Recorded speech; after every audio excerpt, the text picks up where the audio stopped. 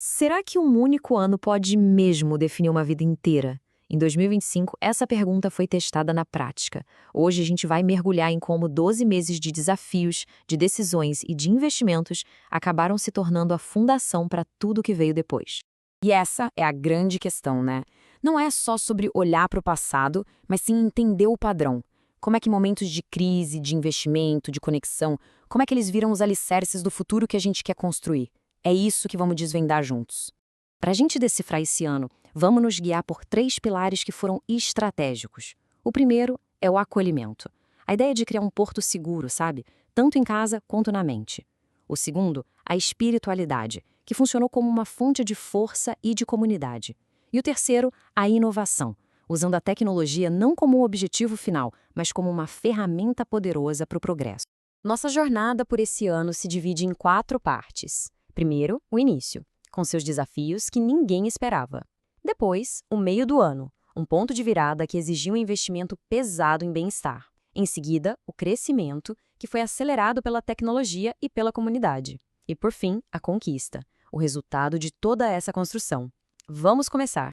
Bom, o ano começou com aquela promessa de um novo ciclo ali entre janeiro e abril, mas logo de cara ficou claro que seria um período de adaptação bem intensa a novas realidades, onde a fé e o senso de comunidade seriam testados desde o comecinho. O primeiro trimestre já foi um resumo do que seria o ano. A calmaria de janeiro logo deu lugar à pressão da faculdade em fevereiro. Março veio para reforçar aquele pilar da espiritualidade com o momento de união. E abril? Bom, abril trouxe o primeiro grande teste de resiliência, a perda de um apoio super importante, mostrando que a autossuficiência ia ser chave. E aí a gente chega no meio do ano, que foi, assim, o ponto de inflexão. Os desafios do início viraram uma crise de verdade, que exigia mais do que só esforço, exigia uma resposta planejada e um investimento de verdade no próprio refúgio. Essa frase aqui, ela resume tudo. A ansiedade já não era só um sentimento, era uma barreira bem concreta para o progresso, afetando diretamente a capacidade de aprender. Esse foi o gatilho para a mudança. Era hora de parar de só reagir e começar a construir de verdade. E a resposta foi uma estratégia completa para construir um verdadeiro santuário. Primeiro, o santuário mental, buscando ajuda profissional. Segundo, o santuário digital, com ferramentas melhores que permitissem foco e produtividade. E terceiro, o santuário físico, fortalecendo a base do lar com o investimento em sustentabilidade e autonomia. E é exatamente aqui que a gente vê o primeiro pilar em ação. Acolhimento, não como algo passivo, mas como uma construção, uma atitude. A ideia era criar um ecossistema de segurança mental e físico para conseguir prosperar, mesmo sob pressão. Antes da segunda metade do ano, julho foi tipo um respiro estratégico, um momento para recarregar as energias com a família, onde até o descanso teve um toque de inovação, com a chegada de internet super rápida num lugar afastado. Foi um lembrete de que o progresso não para, né? Com as bases reforçadas e energia renovada, entramos na fase de crescimento. De agosto a outubro, o foco mudou. Não era mais sobre sobreviver, e sim sobre acelerar, com a tecnologia e a comunidade funcionando como dois motores potentes. O novo semestre, claro, trouxe novos desafios, especialmente em matérias como matemática e metodologia. Mas o recurso mais importante não foi um livro ou uma ferramenta, e sim uma aliança humana. A chegada de uma amiga foi fundamental para enfrentar a principal batalha daquele período, reverter um resultado que tinha sido bem ruim em matemática. E esse período foi uma loucura, no bom sentido. A agenda lotou, mostrando como os pilares estavam todos conectados na prática.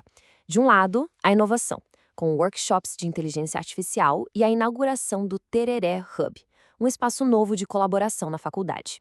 Do outro, a espiritualidade, com encontros e vigílias que fortaleciam a comunidade. A vida acadêmica e a vida pessoal andavam juntas, uma alimentando a outra. E assim a gente chega no clímax dessa história, a fase da conquista.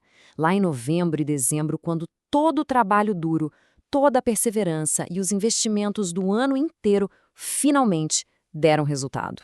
Todo o esforço do ano se concentrou num único ponto de pressão: a prova final de matemática.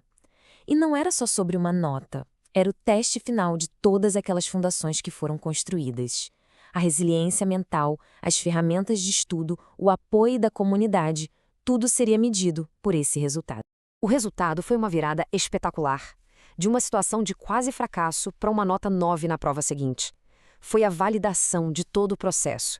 O esforço focado, o apoio recebido e a força interna construída ao longo dos meses, tudo isso provou ser a fórmula para a superação. Missão cumprida. Mas a vitória foi muito além das notas. O semestre terminou com outras conquistas importantes, como uma pesquisa sobre os direitos de pessoas com deficiência, as PCDs, no mercado de trabalho. Isso mostra que o crescimento não foi só acadêmico, mas também de consciência, de perspectiva de vida.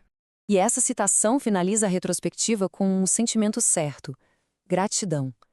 É um reconhecimento de que nenhuma dessas conquistas aconteceu de forma isolada, mas foi o resultado do apoio de uma rede de pessoas e da força da fé, conectando todos aqueles pilares que a gente viu. A história de 2025 deixa uma lição poderosa para a gente. O futuro não é algo que simplesmente acontece, é algo que a gente constrói com intenção. Os pilares de acolhimento, espiritualidade e inovação não foram acidentes, foram escolhas. A pergunta que fica então não é só o que o futuro nos reserva, mas sim quais fundações nós estamos construindo hoje para o amanhã que a gente quer. Obrigado por acompanhar esta análise.